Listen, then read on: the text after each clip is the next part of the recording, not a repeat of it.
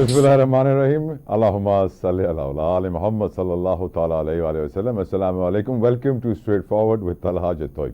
आज वॾो हैपनिंग ॾींहुं हो। खोड़ अहिड़ी शयूं थियूं जेको मां डिस्कस करणु चाहियां थो।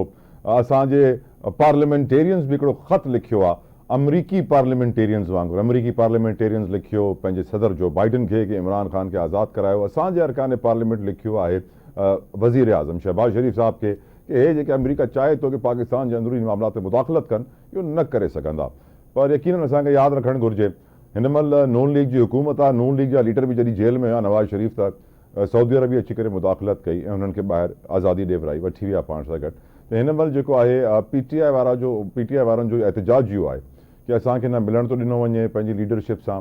असांखे जॾहिं जेल में मुलाक़ात कराई थी वञे त पोइ चवनि था जेल वारा खे लिखी ॾियो कि तव्हां काई सियासी गुफ़्तगू न कंदव। यकीनन हिन महिल मुल्क जे सियासी मंज़रनामे ते हिकिड़ो वॾो प्रॉब्लम चयो या ॿी का शइ तव्हां चवणु चाहियो त चई सघो था, इस पाकिस्तान तहरीक इंसाफ़। जीअं तव्हां ॾिठो पीपल्स पार्टी जा सीनियर वज़ीर आहिनि शर्जील नाम मेमन साहब, हुननि बि ॻाल्हि कई त हे मुल्क जे ख़िलाफ़ साज़िश था कनि, सोची सम्झी मनसूबा बंदी जे तहत इहा साज़िश थिए पई। ऐं इहो साज़िश यकीनन पाकिस्तान जो इमेज दुनिया भर में त ख़राबु करे पई, हिन ॻाल्हि में त कोई शक न आहे। छो कि लंडन में जॾहिं अंग्रेज़ ॾिसंदा हूंदा कि कीअं पाकिस्तानी पंहिंजे सियासतदाननि जे पुठियां भॼंदा आहिनि, हुलीगनिज़म जहाल जो मुज़ाहिरो कंदा आहिनि, गाॾियुनि ते हथु हणंदा आहिनि, तंग कंदा आहिनि, बुली कंदा आहिनि, वाज़े थी वेंदो आहे कि हे मुल्क कहिड़ी कंडीशन में आहे ऐं पंहिंजो पाकिस्तान जो जेको इमेज आहे उहो हिन सां ख़राबु वेंदो आहे, जेको न वञणु घुरिजे।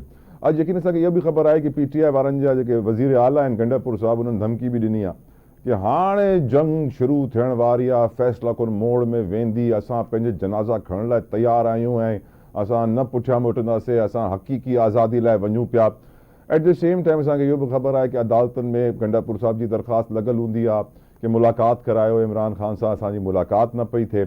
अॼु इहो थियो आहे कि एटलीस्ट हुननि जे केस जे दौरान अदालत हिकिड़ो ऑर्डर पास कयो कि इमरान ख़ान खे जेके चवनि पिया न सहूलियात कोन्हनि, तव्हां पीपल्स पार्टी वारनि खां पुछो त चवंदा कि हा वॾी सहूलियत आहिनि, नून लीग वारनि खां पुछो चवंदा वॾी सहूलियत आहिनि, पर पीटीआई वारनि खां पुछो त चवंदा बिजली बंदि करे छॾींदा आहिनि, मानी सही न ॾींदा आहिनि, तंग कंदा आहिनि, अख़बार न ॾींदा आहिनि, मिलणु कोन ॾींदा आहिनि। त यकीनन उहे कंप्लेंट्स जेके अॼु इस्लामाबाद हाई कोर्ट में जस्टिस मियां गुल हसन औरंगज़ेब जे साम्हूं रखी वयूं, जंहिंमें superintendent jail assistant superintendent jail बि पहुता हुते अदालत में। हुनखां पुछियो वियो कि छा प्रॉब्लम आहे, तव्हां अख़बार कोन था ॾियो? असां कोन था ॾियूं, ऑर्डर कयो कि अख़बार ॾिनी वञे इमरान ख़ान खे। इहो ई पुछियो वियो कि छा वजह आहे कि तव्हां ॿारनि सां ॻाल्हि नथा करायो? त जेलर साहब चयो कि छो करे व्हाट्सएप कॉल ते ॻाल्हाइण था चाहिनि, व्हाट्सएप कॉल अलाउ न आहे, हिन करे असां न पिया ॻाल्हायूं। पर हाणे जज साहब ऑर्डर करे छॾियो आहे कि तव्हां ॻाल्हायो। त जेके कंप्लेंट्स पीटीआई जो इस्लामाबाद हाई कोर्ट उहे परे करे छॾियूं आहिनि ऐं तवक़ो इहा थी कई वञे कि हाणे शायदि पीटीआई वारनि जी शिकायतूं कुझु घटि थींदियूं, पर ज़ाहिरी ॻाल्हि आहे जेसिताईं इमरान ख़ान जेल में आहिनि हुनजी शिकायतूं बंदि थियण वारियूं आहिनि कोन ऐं हुननि जी कैंपेन बि इहा हलंदी रहंदी, जेको अमेरिका में बि हले थी इलेक्शन खां अॻु में, लंडन में बि हले थी। छो जो काज़ी फ़ाइज़ साहब उते आहिनि, मियां नवाज़ शरीफ़ वरी उते पहुचण वारा आहिनि। मियां नवाज़ शरीफ़ हिन महिल त वॉशिंगटन में ॿुधायो आहे कि इलाज था कराइनि, पर वॉशिंगटन में कोई इलाज कराइण उहो वेंदो कोन्हे। वॉशिंगटन में mostly political lobbying is very important. कुझु माण्हू इहे बि चवनि था कि PMLN पंहिंजी पोज़ीशन अचण वारे अमरीकी सदर खे क्लियर करणु वई आहे, सदर ट्रंप लाइ, छो जे करे पीटीआई वारनि इहो मशहूरु कयल आहे कि हू आया तो इमरान ख़ान लाइ हिकिड़ो सॉफ्ट कॉर्नर रखंदा आहिनि, इमरान ख़ान खे रिहा कराईंदा। हिन करे नवाज़ शरीफ़ साहब बि हिन महिल वॉशिंगटन में आहिनि। वजह हिन जी लॉबिंग ॿुधाई वई आहे कि उहो लॉबिंग था कनि। यकीनन it is very important for every politician कि पंहिंजी लॉबिंग करे। हिन जे अलावा कुझु ॻाल्हियूं कयूं था। जस्टिस अथर मिनुल्ला जो हिकिड़ो वॾो सुठो नोट आयो आहे। मां हमेशह हुननि जजिस जी तारीफ़ करणु चाहींदो आहियां, जेको सुठो लिखंदा आहिनि, सुठा फ़ैसिला ॾींदा आहिनि। अॼु हुननि जो जेको इज़ाफ़ी नोट आयो आहे, उहो केस जेको आहे उहो राइट टू इंफॉर्मेशन जो केस आहे कि हर कंहिं वटि इहो क़ानूनी हक़ आहे कि उहो ॼाणे सघे कि जजनि जी पघारूं घणियूं आहिनि, चीफ जस्टिस जा पर्क्स एंड प्रिविलेजिस घणा आहिनि, छा छा हिननि खे मिलंदो आहे टैक्स पेयर जे पैसनि सां। ऐं हुननि जो इहो चवणु आहे इज़ाफ़ी नोट में कि जेसि ताईं असां इहो राइट टू इंफॉर्मेशन हर माण्हू खे न ॾींदासीं, अवाम जो एतमाद अदलिया ते बहाल कोन थींदो ऐं इहो अवाम जो हक़ आहे। मां अॼु हिन नोट जी तारीफ़ बि करणु चाहींदुमि। गॾोगॾु हिकिड़े ॿियो जज साहिब आहिनि असांजा जस्टिस मियां गुल हसन औरंगज़ेब साहब ई, हिननि जेको आहे हिकिड़ा रिमार्क्स ॾिना कल्ह जे ॾींहं में एंटी टेररिस्ट कोर्ट अबुल हसनाद जेके हुननि जा जज आहिनि हुननि जे बारे में, ऐं तमामु तज़हीक आमेज़ इंसल्टिंग रिमार्क्स हुया कि हुननि जी अदालत में त अहिड़ा कम थींदा आहिनि जो किथे कंहिं दुनिया जी अदालत में कोन थींदा आहिनि। ऐं अॼु जॾहिं इहे रिमार्क्स हुननि कल्ह ॾिना त अॼु हुननि अची करे पंहिंजे ई रिमार्क्स ते अफ़सोस जो इज़हार कयो। कल्ह जेकी मूं ॻाल्हियूं कयूं सही न कयूं, मूंखे न करणु घुरिजे, या मूंखे उहे ई ॻाल्हियूं करणु घुरिजनि जेके मां फ़ैसिले में लिखी सघां। تو मां इहो सोचण ते मजबूर थी वियुसि कि असांजे जजनि खे ॻाल्हाइण खां अॻु में अहसासु छो न हूंदो आहे कि ॿिए ॾींहुं अची करे माफ़ी घुरण लॻनि। छा वजह आहे कि असांजी आइनी तरमीम जेका अचे पई ऐं जेका अचण वारियूं आहिनि हो असांजे जजिस जे लेवल खे कैलिबर खे इम्प्रूव कोन थियूं करे सघनि ऐं असांजे अदालती मामलात खे बहितर नथियूं करे सघनि। हे मुंहिंजो हिकिड़ो वॾो सुवालु आहे जेको अॼु मां पंहिंजे पैनलिस्ट सां खणंदुमि।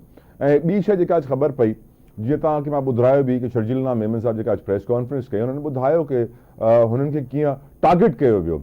साकिब निसार चीफ जस्टिस हुन दौर जा कीअं टारगेट कंदा हुननि खे ऐं कीअं ज़ुल्म कया हुननि ते। ऐं यकीनन साकिब निसार हुजे, चौधरी इफ्तिखार हुजे, हिननि जे बारे में असांजा सियासतदान असांखे ॿुधाईंदा रहंदा आहिनि कि कहिड़ा हिननि कम कया आहिनि।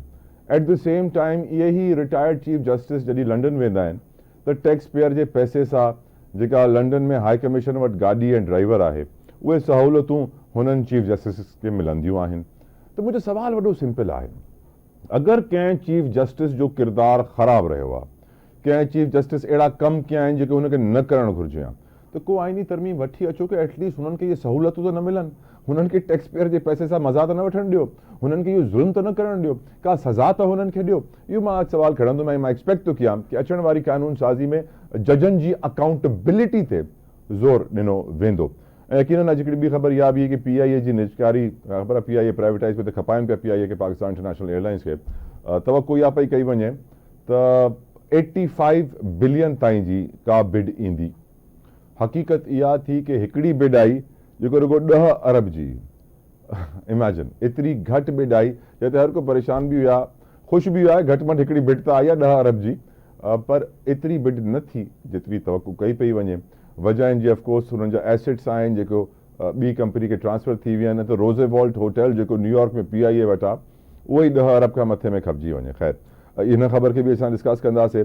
ऑफकोर्स इहा बि तव्हांखे ॿुधाइण थो चाहियां ख़बर त अॼु हिकिड़ी न्यूज़ पई हले हर जाइ ते कि सिंध यूनिवर्सिटी में जेके MPhil ऐं PhD जा इम्तिहान थिया आहिनि हुन में को 98% ॿार फेल थी विया आहिनि, को 60% मार्क्स पिया खपनि हुन इम्तिहान में एडमिशन हुयो MPhil ऐं PhD जो पास थियण लाइ।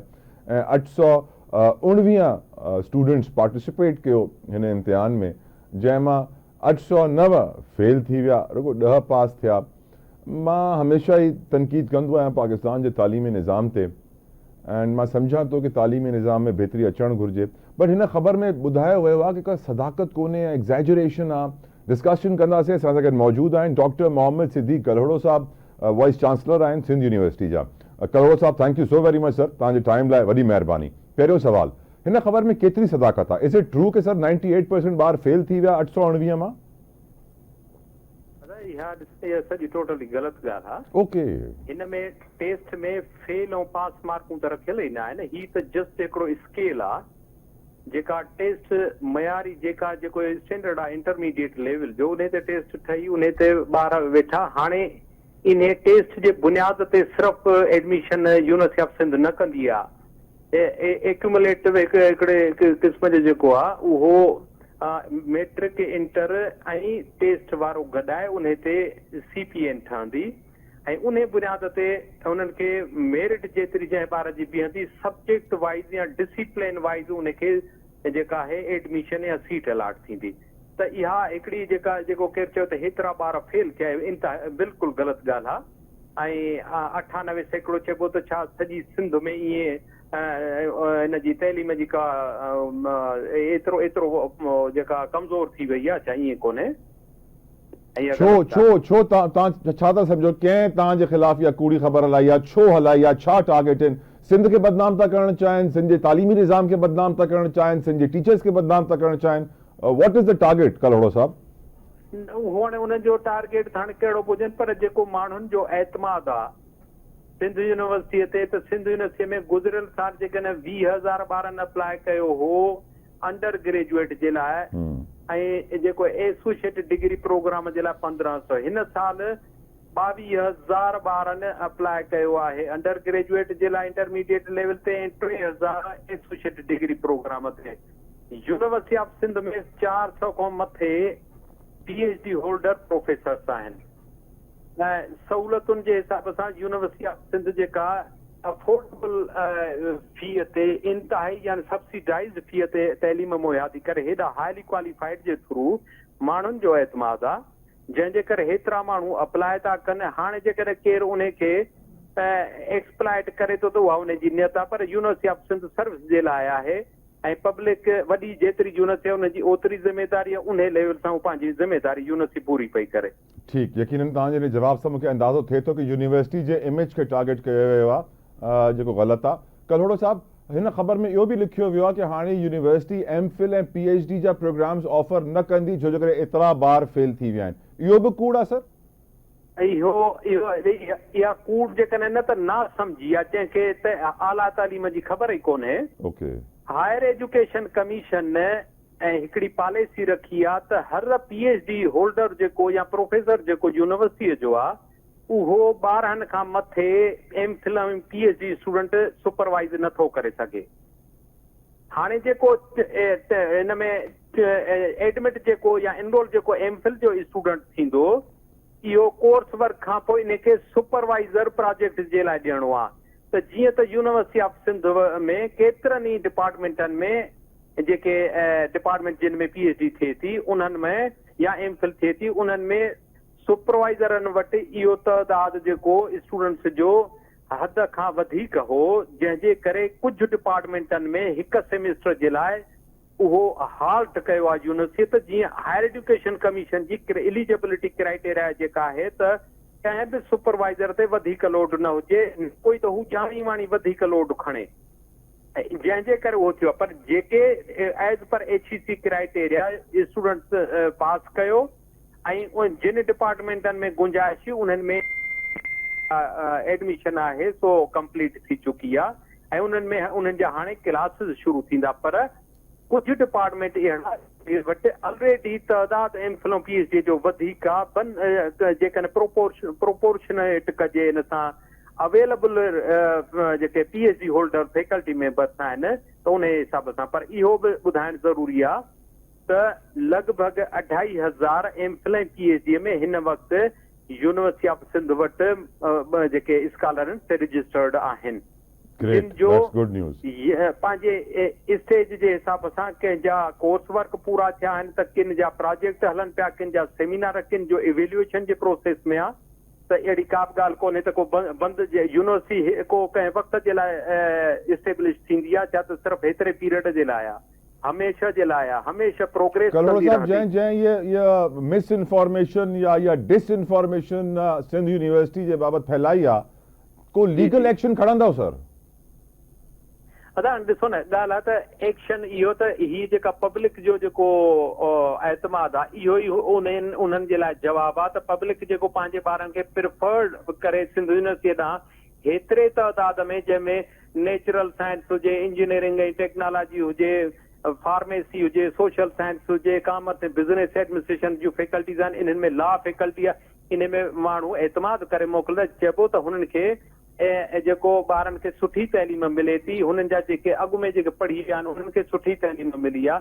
त हाणे इहे जेकॾहिं एक्सप्लाइट केरु कंदो आहे इन जो को फ़र्क़ु असीं यूनिवर्सिटी पंहिंजो कमु कंदी रहे। अल्टीमेटली जेको आहे कलोड़ो साहब, पर ॻाल्हि ॿुधो न सर, सिंध जो नालो लॻे थो तव्हांजी यूनिवर्सिटी खां अॻु में, सिंध यूनिवर्सिटी। मां सम्झां थो हे रुगो तव्हांजी यूनिवर्सिटी जी बुराई न आहे, या कैंपेन सिंध जी बुराई थी करे, या कैंपेन असांजे तालीमी निज़ाम जी बुराई थी करे। त तव्हांखे लीगल एक्शन वठणु घुरिजे ताकि कंहिं में वरी हिम्मत न थिए असांजी धरती जी बुराई करण जी, असांजी धरती जी यूनिवर्सिटीज़ जी इमेज ईअं ख़राब करण जी। Sir, this is my concern. दादा तव्हांजा थोराइता आहियूं त तव्हां अहिड़ी सोच था रखो जेको एक्चुअली जेको चइजे त दिल्ली तौर माण्हुनि जी त जेका ख़िदमत चइजे तव्हां में मूंखे उहो जज़्बो थो लॻे ऐं इहो जेकॾहिं तव्हांजे जज़्बे खे ॿिया इन खे हिकिड़ो आइडियल करे वठनि त शायदि मां सम्झां थो ॿिए दफ़े केरु एक्सप्लाइट न कंदो। त हीअ बि अहिड़े क़िस्म जा बि माण्हू एग्ज़िस्ट कनि था असां वटि। ऐं जेकॾहिं मां सम्झां थो त इहो तव्हां वारो जेको मैसेज जेको तव्हां बि परे वेठा आहे, मुंहिंजी तव्हां सां मुलाक़ात बि कॾहिं कान्हे, पर तंहिं हूंदे बि तव्हां इहो जज़्बो हिन वॾे तइलीमी इदारो जेको पाकिस्तान जी पहिरीं यूनिवर्सिटी आहे जेका इंडिजीनियस पाकिस्तान गवर्नमेंट इस्टेब्लिश कई, ऐं सिंध जी वॾे में वॾी यूनिवर्सिटी आहे ऐं तव्हां उन जे लाइ हिकिड़ो नेक नियतीअ सां जज़्बो रखो था असीं तव्हांखे एप्रिशिएट इंशाल्लाह मुझे उम्मीद आहे कि सिंध जी क़यादत पीपल्स पार्टी जी लीडरशिप को न को एक्शन खणंदी। Thank you doctor Mohammad Siddiq Kalhoro साहब, वाइस चांसलर सिंध यूनिवर्सिटी, पंहिंजो टाइम आवाज़ टीवी खे ॾियण लाइ। मां सम्झां थो कि जेको कैंपेन हली आहे सिंध यूनिवर्सिटी खे बदनाम करण जी, सिंध खे बदनाम करण जी, हिन जो जवाब ठहंदो आहे ऐं ठहंदो ऐं हुकूमत ज़रूर ॾींदी। गुफ्तगू के आगे बताइंदासीं, अॻिते वधाईंदासीं। मूंसां गॾु मौजूद हैं, मेरे साथ मौजूद हैं पाकिस्तान तहरीक इंसाफ के रहनुमा शाहिद खटक साहब। बहुत बहुत शुक्रिया शाहिद साहब आपके कीमती वक्त के लिए।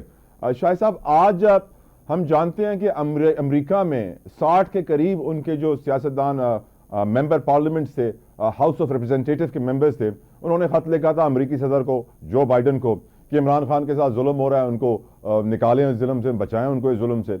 आज सर पाकिस्तान के 160 पार्लियामेंटेरियंस ने वज़ीर आज़म शहबाज शरीफ को ख़त लिख दिया कि आप अमेरिका की ना सुनिएगा, ये इंतशार, ये टोला है, ये सियासत नहीं करते, ये मुल्क में इंतशार फैलाते हैं और पाकिस्तान के अंदरूनी मामलात में कोई मुदाखलत नहीं कर सकता। और at the same time Gandapur साहब की धमकी भी है कि यह फैसला कुन जंग शुरू होने जा रही है। At the same time jail के बाहर आपकी लीडरशिप कहती है कि हमें मुलाकात में कहा जाता है कि सियासी गुफ्तगू ना करें। ऐसे हालात में क्या है इमरान खान का मुस्तकबिल और आपकी जमात का मुस्तकबिल सर? जी देखिए, पहली बात ये कि आवाज मुझे वापस आ रही है, आवाज रिपीट हो रही है उनके कान में। प्लीज पीसीआर इसको सही कर दीजिए। अगर आप टेक्निकल ग्लिच है तो अगर जल्दी से कर सकते हैं तो कर दें, नहीं तो हम ब्रेक लेते हैं। शायद साहब एक बार और प्लीज चेक कीजिए, उम्मीद करता हूँ आवाज सही हो गई होगी। नहीं अभी नहीं, सही कर दें। चलें शायद साहब एक ब्रेक ले लेते हैं, टेक्निकल ग्लिचेस को हम ब्रेक में दूर कर लेंगे। ब्रेक से वापस आएंगे, हम गुफ्तगू करेंगे शाहिद खटक साहब से पीटीआई के मुस्तकबिल के बारे में। Take a break.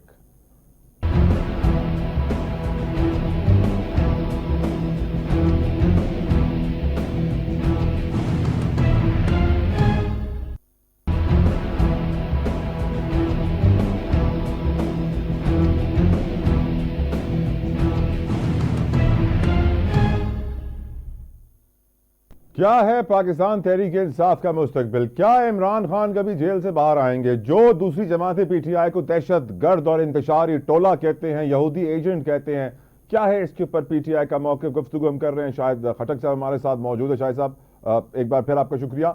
आपसे मैं यही सवाल पहले ही पूछ चुका हूँ, दोबारा पूछ रहा हूँ, what is the future for PTI? Khattak साहब, पहली बात तो ये कि आपने जिस कांग्रेस के मेंबरान की बात की कि उन्होंने जो बाइडन को लेटर लिखा है इमरान खान साहब के हवाले से, जी देखिए, जितने भी इस टाइम इंटरनेशनल ऑर्गेनाइजेशन है ह्यूमन राइट्स की, तो वो बार बार इमरान खान साहब की गिरफ्तारी के हवाले से शकूक और शुबात जो है उनका इजहार कर चुके हैं। इमरान खान साहब एक पॉलिटिकल लीडर हैं और इसके साथ साथ वो एक समाजी और वो इसके अलावा क्रिकेटर भी रहे, तो इंटरनेशनली उनको बड़ा रिकग्नाइज किया जाता है, पूरी दुनिया उनको जानती है और पूरी दुनिया उनकी बड़ी इज्जत करती है। तो उन्होंने जो लेटर लिखे हैं हम इसको खुशाइन करार देते हैं, क्योंकि आपको पता है कि जब साइफर आया, मदाखलत हुई, तो तहरीक इंसाफ और इमरान खान साहब ने बड़ा समझाने की कोशिश की तमाम पॉलिटिकल जमातों को कि आप आ जाएं, साइफर देख लें। उसमें जो लैंग्वेज लिखी गई है, धमकी आमेज खत जो मौसूल हुआ है, अगर इसके ऊपर हम सब पॉलिटिकल जमातें स्टैंड ले लें तो कल को इस मुल्क के अंदर कोई भी मुदाखलत नहीं करेगा, मुदाखलत की जरूरत नहीं करेगा। लेकिन अगर आज आप एक साजिश के तहत एक अमेरिका की खुशनुदी के लिए एक अच्छी गवर्नमेंट को गिरा देंगे तो कल को यह मुदाखलत होती रहेगी। लेकिन उस टाइम उन्होंने साइफर को मजाक उड़ाया और साइफर को झूठ करार दिया, लेकिन फिर अल्लाह अल हक है कि बाद में साइफर जो है वो एक हकीकत साबित हुआ। तो उस टाइम इन चीजों के ऊपर पूरे पॉलिटिकल जमातों को स्टैंड लेना चाहिए था। बाकी इधर हमारे जो आप जिन मेंबरान का तस्करा कर रहे हैं कि मेंबरान ने लेटर वगैरह लिखे हैं, तो इसकी ना कोई हैसियत है, ना ये आगे जाएगा और ना इनको कोई सीरियस लेता है इंटरनेशनल लेवल पे, क्योंकि पूरी दुनिया जानती है कि ये किस तरीके से आए। देखिए, इलेक्शन जो होते हैं पूरी दुनिया के मुबस्सिरीन उसके ऊपर बड़ी ही गहरी नजर रखते हैं इलेक्शन के हवाले से, तो उनको पता है कि ये फॉर्म 47 के जरिए आए हैं। इनका ना पॉलिटिकल, इनको पाकिस्तानी वोट कौम ने इनको वोट दिया है, बल्कि कागज के टुकड़े के ऊपर ये मेंबरान बने हैं, इनकी कोई हैसियत नहीं है। और रही बात इमरान खान साहब की, जी इमरान खान साहब के साथ 25 करोड़ अवाम खड़ी है और जिस लीडर और जिस जमात के साथ अवाम खड़ी हो तो उसका कोई कुछ नहीं कह बिगाड़ सकती। जी देखिए, इमरान खान साहब ने कौम की खुददारी के लिए स्टैंड लिया और उस खुददारी के नतीजे में उसको जेल में डाला गया।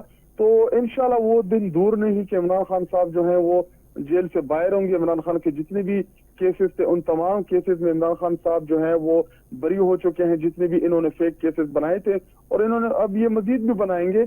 हम अदालतों का सामना करेंगे और इंशाल्लाह अदालत के जरिए और अवामी ताकत के जरिए इंशाल्लाह हम इमरान खान साहब को बाहर निकालेंगे। और गंडापुर साहब तो कह रहे हैं जंग के जरिए निकालेंगे, वो कह रहे हैं फैसला कौन जंग आ गई है। देखिए पॉलिटिकल स्टेटमेंट होती हैं, आप इसको जंग के जिम्मे में ना, उनके कहने का मकसद सिर्फ ये था कि हम पॉलिटिकल जदोजहद करेंगे और वो करेंगे, प्रोटेस्ट करेंगे, पुरअमन प्रोटेस्ट करेंगे, इस्लामाबाद की तरफ मार्च करेंगे। ये देखिए आप मीडिया हम पे सवालात ज्यादा खड़े करते हैं, लेकिन उनसे सवालात आप लोग कम करते हैं जो जुल्म कर रहे हैं, जो बर्बरियत कर रहे हैं। जी देखिए अभी शेख इम्तियाज साहब की बाबी ने जो, हाजी इम्तियाज की बाबी ने जो प्रेस कॉन्फ्रेंस किया, उनके साथ जो हुआ, या हमारे खवातीन के साथ जो हुआ, हमारे कारकुनान के साथ जो हुआ, जो जुल्म और जबर का सामना तहरीक इंसाफ ने किया, तो उन्होंने प्रैक्टिकल किया। और अब कोई अली अमीन गंडापुर साहब कोई स्टेटमेंट दे दें तो उस हवाले से मीडिया जो है वो उसको बहुत उछाल के पेश करते हैं। हालांकि माजी अगर आप देखें तो इन्होंने कहा था कि ईंट से ईंटें बजा देंगे, और वो कैसे कैसे नारे इन लोगों ने नहीं लगाए। अली अमीन गंडापुर साहब के कहने का मकसद और मतलब ये है कि हम प्रोटेस्ट करेंगे और भरपूर प्रोटेस्ट करेंगे और हम अवामी ताकत दिखाएंगे, और इंशाल्लाह जिस तरह 9 मई को पाकिस्तानी कौम निकला, इमरान खान साहब को रिहाई मिली, उम्मीद यही है कि इंशाल्लाह इसी तरह पाकिस्तानी कौम निकलेगी और अपने महबूब लीडर इमरान खान साहब को रिहा कराएगी। अब सर आज शिबली फराज साहब जो खटक साहब जब जेल के बाहर गुफ्तगू कर रहे थे, वो बता रहे थे कि अब जेल हुकाम कह रहे हैं कि उनको लिख के दिया जाए कि कोई सियासी गुफ्तगू नहीं होगी। तो खटक साहब इससे पहले जो मुलाकातें होती थी उसमें ये शर्त नहीं थी और ये शर्त अभी आई है, और क्या उस वक्त सियासी गुफ्तगू होती थी? और एक और चीज़ जो बहुत सारे आपके मुखालिफिन कहते हैं कि जेल के अंदर जो भी कुछ होता है टेलीफोन पे गुफ्तगू भी होती है तो it has to be recorded, इसके ऊपर थोड़ी सी रोशनी डालिएगा सर। पहली बात ये कि वो पाकिस्तान की सबसे बड़ी जमात का लीडर है, और नंबर 2 वो एक्स प्राइम मिनिस्टर रहा है, और नंबर 3 कि अगर वो पॉलिटिकल बात नहीं करेगा तो फिर कौन पॉलिटिकल बात करेगा? अगर पॉलिटिकल लीडरशिप पॉलिटिकल बातें छोड़ दे तो क्या कोई और आके पॉलिटिकल चीजें करेगा? नंबर 2 इमरान खान साहब तो खुद कहते हैं कि जो चीजें रिकॉर्ड हो रही है वो कौम के सामने लाई जाएंगी। देखिए वो इमरान खान साहब की एक तस्वीर से इतने डरते हैं कि अदालत में मोबाइल तक बंद कर दिए गए, और उस अदालत की कि जिस अदालत में ये कहा गया था कि आप वो कर रहे हैं, ये लाइव कवरेज दिखाएगी, तो लाइव कवरेज दिखाने वालों ने इमरान खान साहब की पेशी के ऊपर जो थी वो कवरेज और ये सारी चीजें जो थी ये बंद कर दी थी। तो अभी तो ये आप देखिए कि ये इमरान खान से घबराए हुए, इमरान खान से साहब से डरते हैं, तो अभी और हम इनसे क्या कह सकते हैं कि अगर इमरान खान पॉलिटिकल गुफ्तगू नहीं करेगा तो कौन करेगा फिर? बिल्कुल ठीक, बहुत बहुत शुक्रिया शाहिद खान खटक साहब आपके कीमती वक्त के लिए। और शाहिद साहब ने वाज़ेह कर दिया कि पीटीआई को अवामी मैंडेट हासिल है, इमरान खान के पीछे कौम खड़ी है, इसलिए वो मुश्किलात का शिकार नहीं होंगे, वो निकल आएंगे जेल से। खैर गुफ्तगू मैं करना चाहता हूँ इकॉनमी के ऊपर, मईशत के ऊपर। इस वक्त मौजूदा हालात ये हैं कि स्टॉक मार्केट ने नए नए रिकॉर्ड्स रोज़ाना बना कर लाख के करीब आ खड़ा हुआ है इंडेक्स। अब मौजूदा हालात ये हैं कि IMF के साथ जो हमने शराइत तय किए थे, जो हमने बजट से पहले टारगेट्स तय किए थे, हम अपने टैक्स टारगेट से बहुत दूर हैं, इन्फ्लेशन टारगेट से दूर हैं, एक्सपोर्ट्स के टारगेट से दूर हैं, लार्ज स्केल मैन्युफैक्चरिंग के टारगेट से दूर हैं। और अगर हमने अपने जो मुआहदे के तहत IMF के साथ शराइत तय की हैं उसके तहत हमने अपने टारगेट्स अचीव नहीं किए, तो ऑफ कोर्स आने वाले दिनों में IMF से हमें मुश्किलात का सामना करना पड़ेगा। लेकिन मुझे अफसोस तो तब हुआ जब आज PIA Pakistan international airlines Pakistan के फ़ख्र की निचकारी के लिए बोली का आगाज़ हुआ। जब ये बोली हुई तो तवक्को ये की जा रही थी कि 80-90 अरब रुपए की बोली तो आएगी, बोली आई सिर्फ 10 अरब रुपए की। इससे साबित होता है कि इन्वेस्टमेंट क्लाइमेट क्या है, इन्वेस्टर कॉन्फिडेंस क्या है, ease of doing business and cost of doing business क्या है। डिस्कशन इसके ऊपर हम करेंगे तफसीलन, क्योंकि वजीर आजम भी अभी हम जानते हैं कि सऊदी अरब इन्वेस्टमेंट समिट अटेंड करने गए थे और वहाँ से उन्होंने 2.8 अरब की सरमायाकारी के ऊपर MOU साइन किए और बताया जा रहा है कि उन पर इम्प्लीमेंटेशन अमल भी शुरू हो गया है। साथ साथ उस वक्त कतर के अंदर मौजूद हैं, वहाँ की लीडरशिप के साथ मुलाकातें हो रही हैं। होप फॉर द बेस्ट, अंग्रेजी का बड़ा मशहूर मुहावरा है, hope for the best prepare for the worst. रोशनी डालेंगे इस मुहावरे पर मईशत के ऊपर after a small break. Stay with अस।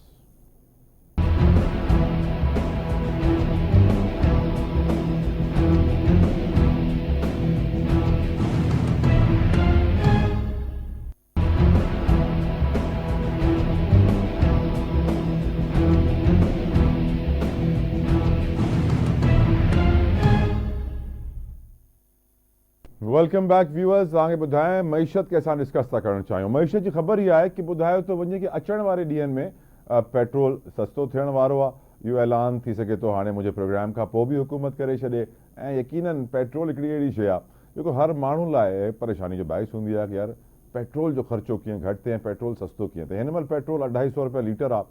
उहा अलॻि ॻाल्हि आहे कि असांजो पड़ोसी मुल्क ईरान असांखे 30-50 रुपए लीटर तेल ॾियण लाइ राज़ी बि आहे ऐं 5000 मैट्रिक टन तेल रोज़ाना स्मगल बि थी वेंदो आहे, पर असां हुनखे रोके न सघंदा आहियूं ऐं उहो असांखे सस्तो मिलंदो बि न आहे। उहो ई स्मगल थियल तेल असांखे 250 रुपया लीटर मिली वेंदो आहे। सोचण जी ज़रूरत आहे कीअं हिनखे सही कयो। बिजली जा बिल, पावर सेक्टर ॿियो वॾो मसइलो आहे ऐं तवक़ो इहा थी कई वञे कि अचण वारे ॾींहंनि में बिजली सस्ती थींदी। इन जी वजह हिकिड़ी आहे कि पाकिस्तान में वॾी तादाद में माण्हू सोलर ते हलिया विया आहिनि। जेके बंगलनि में रहंदा आहिनि, फ्लैटनि में त ख़ैर नथा आणे सघो, पर बंगलनि वारा जेको बि माण्हू अफोर्ड थो करे सघे जिथे किथे उहो सोलर जो जेको ड्यूटीज़ घटि थियूं आहिनि ऐं रेट कुझु घटि थियो आहे हुकूमत जी महिरबानी, जंहिंजे करे अॼु सोलर आम थियण जे करे ग्रिड ते, नेशनल ग्रिड ते कुझु दबाव घटि आहे।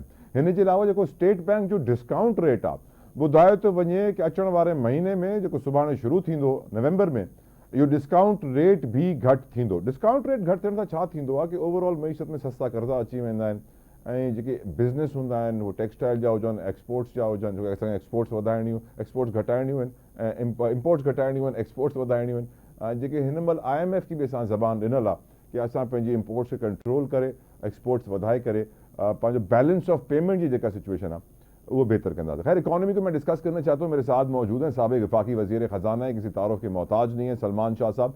थैंक यू सर, मैं शुक्रगुजार हूँ आपके वक्त के लिए। शाह साहब, आज कुछ अजीब सा लगा जब PIA की बोलियां खुली, बोली खुली, बिडिंग खुली, पहली बोली आई और एक ही बोली आई। एक्सपेक्ट किया जा रहा था 85 बिलियन, बोली आई सिर्फ 10 बिलियन। क्या वजह है सर?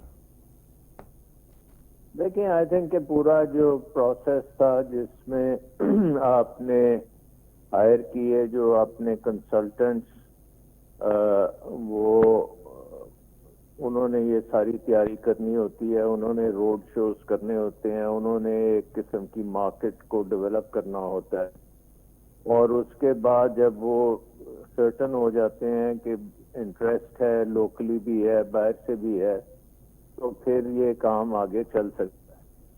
तो आई थिंक मेजर जो इस वक्त प्रॉब्लम आई है वो मुझे लगता है कि जो कंसल्टेंट हैं उन्होंने पूरी तरह से इसको प्रॉपर्ली मार्केट नहीं किया, उन्होंने मुल्क के हालात नहीं देखे। लोकल इन्वेस्टर्स का जो इस वक्त है कॉन्फिडेंस वो नहीं भर पा, इंटरनेशनली भी कोई इंटरेस्ट नहीं देखा गया। सलमान साहब, स्टॉक मार्केट तो देखे तो ऐसा लगता है इन्वेस्टर कॉन्फिडेंस पागल हो गया है। फिर ये मसला हो जाता है कि किसी ने जोर लगाया कि भी कर दे जैसे भी होता है, तो वो उस चक्कर में फंस गए। पर सर स्टॉक मार्केट को देखे तो लगता है इन्वेस्टर कॉन्फिडेंस आसमान से बातें कर रहा है सर। नहीं, आई थिंक वो भी हम एक सही उसकी रीडिंग नहीं कर रहे।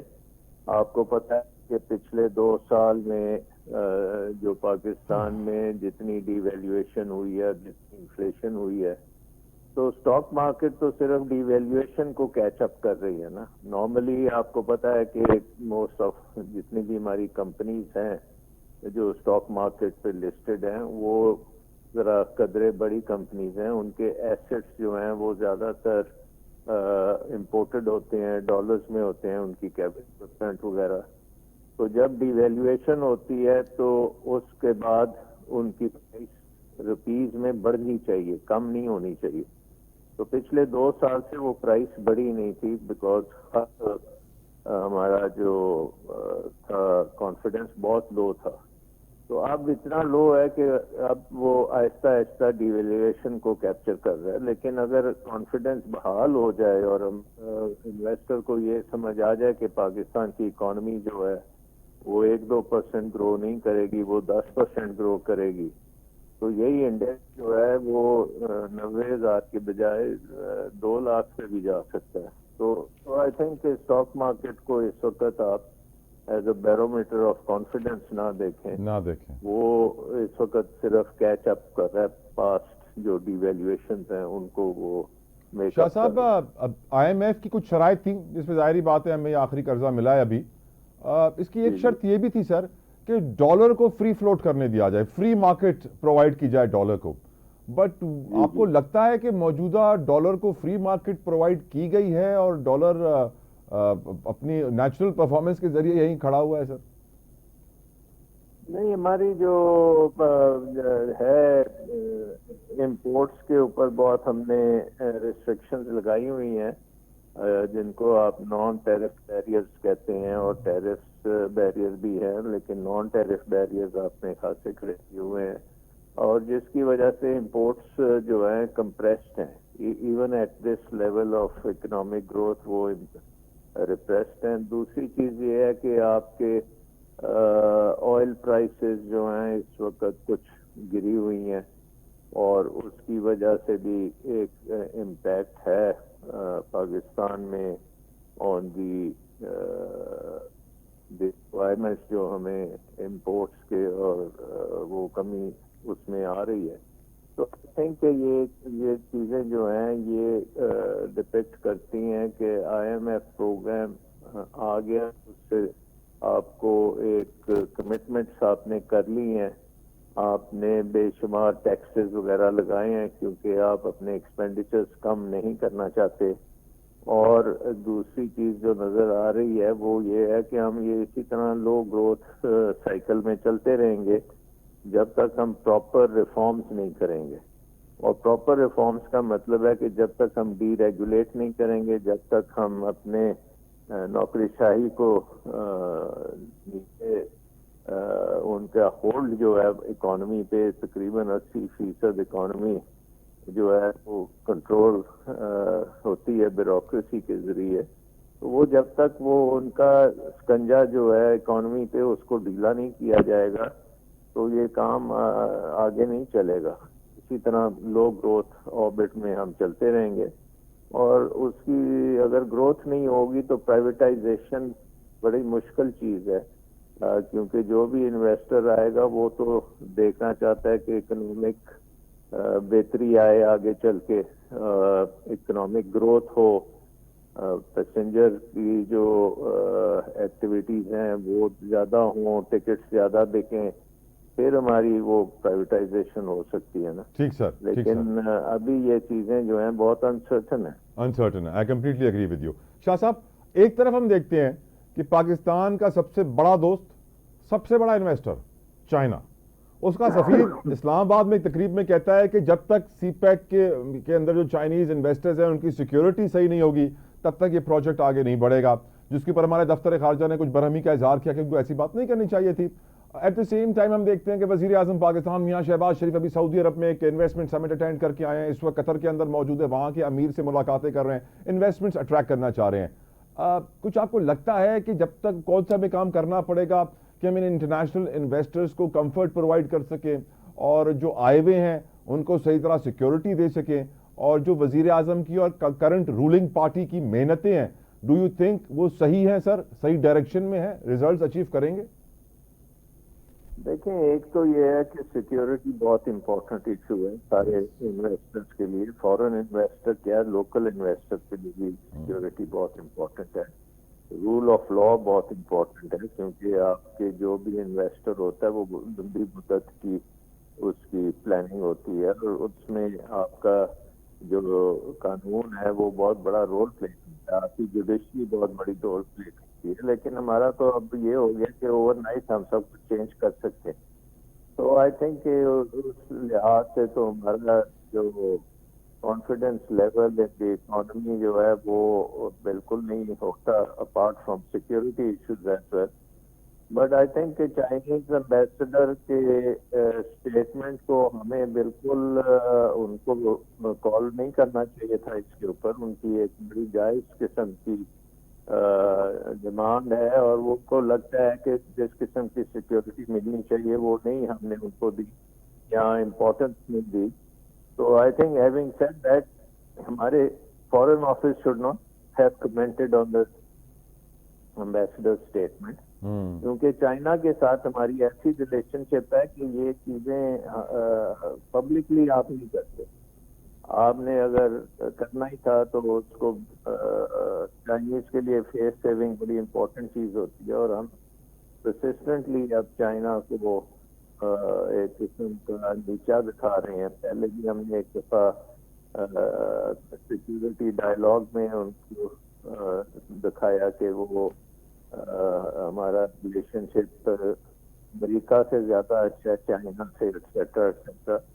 تو یہ جیو پولیٹیکل ہماری گیم کچھ ٹھیک نہیں چل رہی ہے. I think we have to be very careful کیسے ہم ڈیل کریں, کیونکہ پاکستان میں اگر کوئی انویسٹ کرے گا تو وہ چائنا نہیں کرنا ہے. تھینک یو سلمان شاہ صاحب. سلمان شاہ صاحب, I am out of time. Thank you so very much sir آپ کے قیمتی وقت کے لیے. ویوز ان گال میں کوئی شک نہ ہے. اب گال اچھے انویسٹمنٹ جی, انویسٹرز جی, انویسٹمنٹ کلائمیٹ جی, چائنا از موسٹ امپورٹنٹ. ऐं हक़ीक़त इहा बि आहे हिकिड़ो फैक्ट ॿियो बि कनेक्टेड आहे चाइना सां तव्हांजे साम्हूं रखां थो कि प्रेसिडेंट ऑफ पाकिस्तान सदर मुमलिकत आसिफ अली ज़रदारी साहब खे चाइना वञिणो वॾो इम्पोर्टेंट उन्हनि जो टूर हुयो, पर दुबई एयरपोर्ट ते हिकिड़े धक जे करे हुनजे पेर में फ्रैक्चर अची वियो आहे. मां यकीनन चाहींदुमि कि असां बि तव्हां बि पूरी क़ौम हुननि जी जल्द रिकवरी लाइ दुआ कनि. डॉक्टर्स ॿुधायो कि 4 हफ़्ता हू दुबई में ई रहंदा. ऐं लेट सी कि हुन खां पोइ रिकवरी खां पोइ छा सदर मुमलिकत आसिफ अली ज़रदारी चाइना वेंदा आहिनि, छा हू टूर रीशेड्यूल थींदो, पोस्टपोन थींदो. पर हिकिड़ी ॻाल्हि त वाज़ेह आहे कि पाकिस्तान जी मईशत खे अगरि पेरनि ते बीहणो आहे त हिते जेके इन्वेस्टर्स था अचनि हुननि खे सिक्योरिटी बि ॾियणी आहे, हुननि खे पॉलिसी बि ॾियणो आहे, हुनखे इन्वेस्टमेंट क्लाइमेट बि ॾियणो आहे, माहौल अहिड़ो ठाहे ॾियणो आहे कि PIA जी ॿोली हिकिड़ी न अचे, 10-12 अचनि, 10 अरब न अचे, 10,000 अरब अचे. काश अहिड़ो ॾींहुं हुजे.